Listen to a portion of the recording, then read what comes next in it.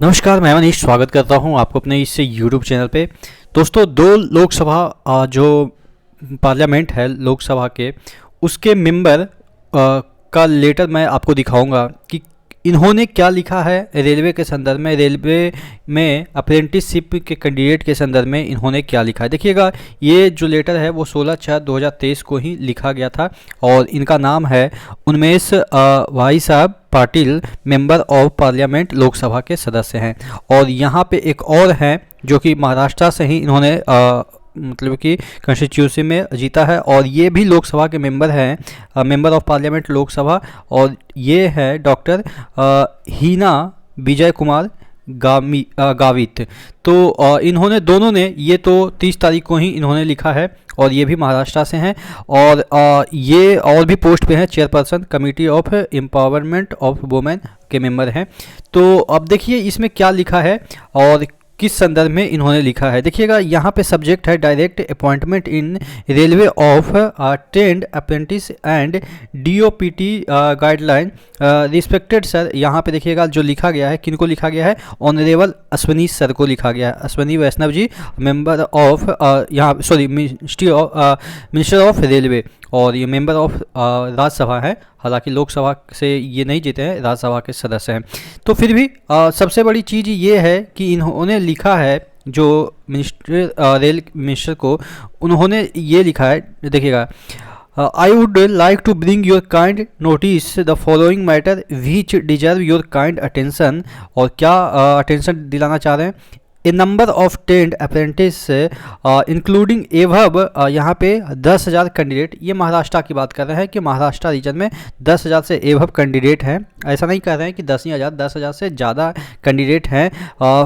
यहाँ पे और लिखा है from all Maharashtra are still unemployed although they have completed apprentice training. 2010 से 2023 के बीच कंप्लीट कर लिया, फिर भी ये लोग अनएम्प्लॉयड है। इन इंडियन रेलवे द यहाँ पे the all apprentice are directly employed in central railway 16 से 17 के बीच, but all railway all zone candidate railway have not appointed them with the reason best known to them. यानी कि इतना के बीच यहाँ तक देखिएगा 2016-17 तक डायरेक्ट रिक्रूटमेंट हो रही थी। उसके बाद क्या हुआ ना कि डायरेक्ट रिक्रूटमेंट बंद कर दी गई। तो ये आपको पता होगा कि क्यों इनका अभी तक नौकरी नहीं लगी है, ये इन्होंने लिखा है। उसके बाद इन्होंने लिखा है candidates railway have not appointed. अच्छा, so I request you to kindly look into the matter and direct all zone of railway to give the direct appointment to the unemployed trained apprentice under DOPT। एक guideline है apprenticeship का, उसी के बारे में इन्होंने कहा है कि DOPT के गाइडलाइन के अकॉर्डिंग इनको डायरेक्ट रिक्रूटमेंट दी जाए। उसी तरीके का लेटर एक और लिखा है जो अभी मैंने बताया, इसमें भी वही है subject direct appointment in railway of trade apprentice and DOPT guideline. इन्होंने 30 तारीख को लिखा है और ये भी लिख रहे हैं, I would like to bring your kind notice the following matter which deserve your kind attention necessary action. A number of trade apprentice including above 40 candidate from my constituency.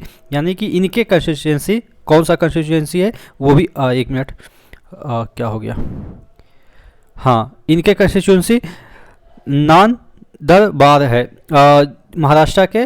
ये फेमस है सिख पिलग्रिम्स के लिए। तो are still unemployed through they have completed apprentice training in 2016 in central railway. The ace apprentice are directly employed in railway in 2017, but western zone and other zone of railway have not appointed them with the reason best known to them. So I request you to kindly look into the matter and direct western zone and other zone of railway to give the direct appointment to the unemployed trained apprentice under DOPT guideline by power of general manager। देखिए, पहले general manager के पास भी बहुत सारे power रहते थे, अब थोड़ा सा रिड्यूस कर दिया गया क्योंकि एम्प्लॉयमेंट एक मुद्दा बन गया। उसके बाद बिना मतलब परीक्षा के एम्प्लॉयमेंट देना वो भी अब एक मुद्दा बन गया कि आप डायरेक्ट किसी को अपॉइंटमेंट दे रहे हो, कोई मेहनत कर रहा है उसको अपॉइंटमेंट नहीं दे रहे हो। तो इसी वजह से रेलवे ने जो सीट है वो 20% तो रिजर्व कर दी है, लेकिन उसके लिए भी वो एग्ज़ाम ले रही है। तो यही सबसे बड़ी मुद्दा है। और यहाँ पे मंत्री महोदय के द्वारा या जितने भी मेंबर ऑफ पार्लियामेंट है अपने कंस्टिट्यूएंसी के जो अप्रेंटिसशिप वाले हैं वो थोड़ा दबाव बनाते रहते हैं। इनके जो महामंत्री हैं अप्रेंटिसशिप वाले वो भी दबाव बनाते रहते हैं। लेकिन चूंकि ये गाइडलाइन है भारत के राष्ट्रपति का ही कि जो भी अब एम्प्लॉयमेंट होगा कुछ एक्सेप्शनल छोड़ के वो आपके डायरेक्ट रिक्रूटमेंट नहीं होगा, उस डायरेक्ट इन द सेंस कि बिना एग्ज़ाम के नहीं होगा, उसके लिए आपको टेस्ट देना ही पड़ेगा।